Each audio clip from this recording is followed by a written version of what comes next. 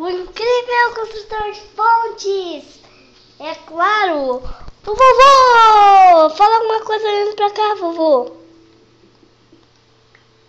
Fala. Ó, Pedro, fala. Fica vendo, ó. Vamos ver, galera.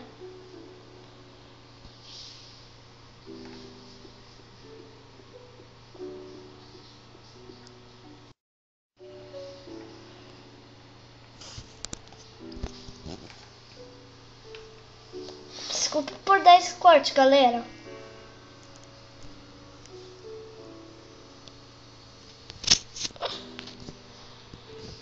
Vai correndo, vai correndo, vai correndo. Só quero ver você cair correndo assim. Chegou já no Minecraft, no desenho? Tá sacanagem.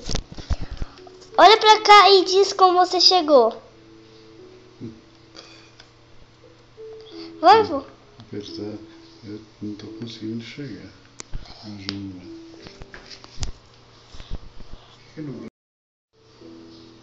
Você tá na frente. Legal, né?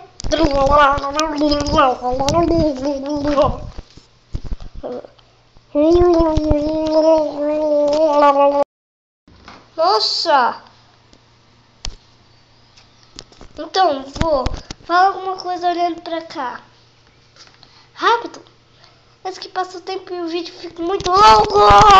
O que você tá achando desse?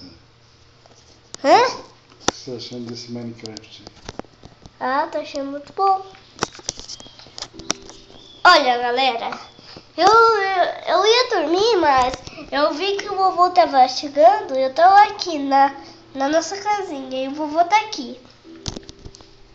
Você pulou lá embaixo, Você morre, pô.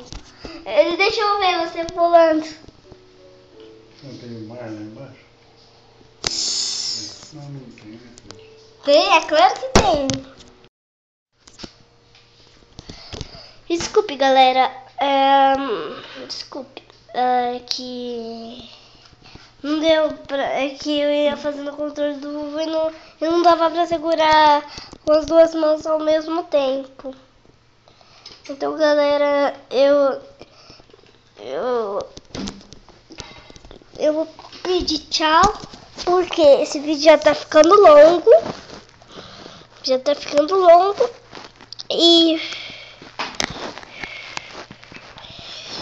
E hoje eu vou continuar com mais vídeos. Eu vou postar um vídeo depois.